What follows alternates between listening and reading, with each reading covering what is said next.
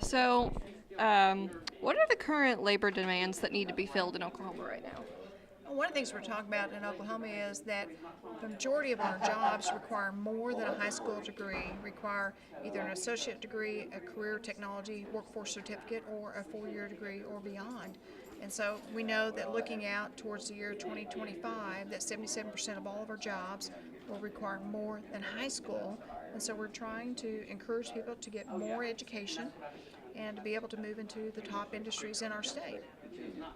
You mentioned during the conference about wanting to attract new businesses to Oklahoma. What kind of businesses were you hoping to attract?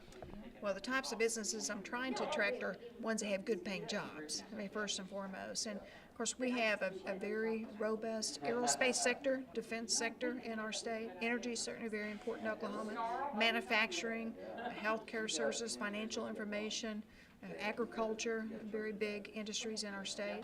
And if you look at such as the STEM topics, which are science, technology, engineering, and math type related job skills, those jobs usually pay twice as much as a regular job in Oklahoma if you have those types of degrees. So we're working also trying to encourage more of our students to go get those types of studies and enter into the workforce.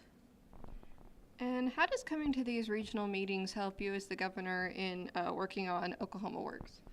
Well, these types of meetings, coming into the various communities and talking to local educators, local businesses, local entities that work with people looking for jobs, helps us be able to develop a talent pipeline across our state to be able to fill the job openings that we have and to give people the type of educational skill sets that they need so they can be successful and find good paying jobs when they graduate from college, or maybe it's an adult looking to return to work, or maybe someone that's been laid off. And then, of course, we also have employers that are looking for people to hire but can't find the right type of skilled workforce. And so we're bringing all that together in a talent pipeline and trying to raise Oklahoma's prosperity. And right now in Oklahoma, I've noticed that there is a wage gap. Does the skills gap, is that related to this skills gap? Well, we're always trying to increase the wages of our fellow Oklahomans, but the way you increase those wages is to, first of all, attract good paying jobs, but secondly, to encourage people to get more education or work skills. Because we know that looking 10 years out, that only 23% of our jobs will be available for those who have high school degrees. And so the more we can encourage people to get more education, the more money they're going to be able to make, and the more we're going to be able to reach the American dream. So Emma, did you have any questions you wanted to ask? Yes, you had mentioned a sort of apprenticeship thing in Mays. Do you think that could be something that could be implemented in Shawnee and further counties? What we're hoping to do is build a collaboration of apprenticeships and partnerships with businesses all across the state of Oklahoma. Of course, Shawnee's been recognized as one of our STEM communities, our science, technology, engineering, and math, and pushing those types of education courses and work skills. But we hope to build more collaborative relationships between our schools, between our employers, and our different industry sectors so that people will be able to have the right skills to fill the jobs. All right. Either of you do have anything to ask? All right, well, thank you so much Good for job, girls. agreeing to interview with me. Oh, yeah, absolutely. Good to see you. Good luck. Stay in school and graduate. So, when did it first become apparent that the labor gap in Oklahoma was becoming an issue? Probably at least 3 or 4 years, we've started to hear more and more reports from human resources directors at companies that they were having more and more trouble finding people with the right skills, being able to pass a drug test, being able to have the necessary skills that they needed. And so the more and more we started asking questions, the more and more we found it to be prevalent throughout the state. So, what are the current skills requirements for a high-profile job? I'm sorry, for a what? A high-profile job? Yeah.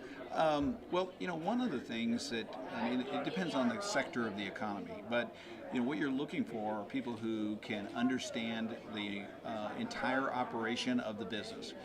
So if you get a degree, for instance, in oil and gas, you may know a lot about oil and gas, but oil and gas is also a business, and you have to be able to know how it's run and how people have to go get investors to drill the wells. So understanding the whole of the business instead of just the particular aspect that they've been trained in school is what a lot of people are saying we need to work on now.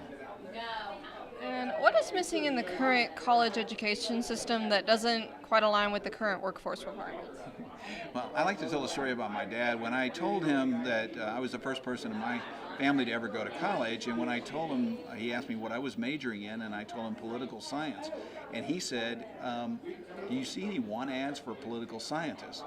Because for his generation, the skills that you were going to get from education had to be relevant to the workplace.